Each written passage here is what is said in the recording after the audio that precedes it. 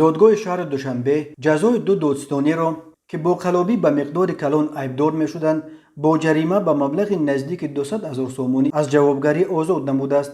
در این باره رادیو آزادی خبر داد. سیفالدین بحرالدین زاده مفتش سابق دادستانی نوید شامنصور و منوچهر احمدزاده دادستانی پیشین شعبه نظارت اجرای قانونها در مورد نابالغان در ولایت سوخت آخر ماه فوریه به قلابی عیبدار شدند.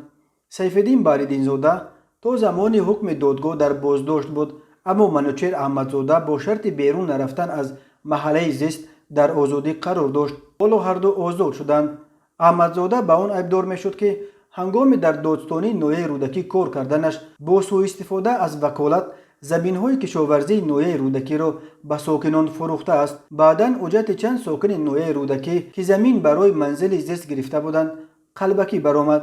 آنها گفتند که برای گرفتن زمین به احمدزاده پول دادند. گفته است یکی از منبع رادیوی آزادی. پدر او مظفر احمدزاده پلکوونیک عدلیه و از ماه می سال 2020 معاون اول ریاست اگنتی مبارزه با کروپسیا در تاجیکستان است.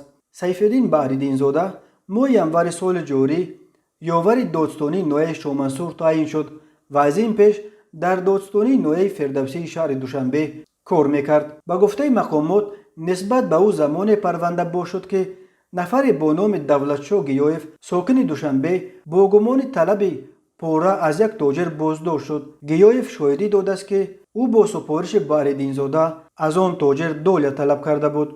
در سالهای آخر موردهای همچون قلابی، کاربست کردن پرونده های پوره‌گیری منصبداران و با جریمه خلاص خوردن این منصبداران در تاجیکستان خیلی زیاد شده است. کارشناسان بر اینند که با چنین شیوه برخورد رمدلانه نسبت به منصبداران پوره‌خور تاجیکستان هیچگاه نمیتواند بر کروپسیا که در این کشور به یک مرض فراگیر تبدیل یافته است غالب بیاید.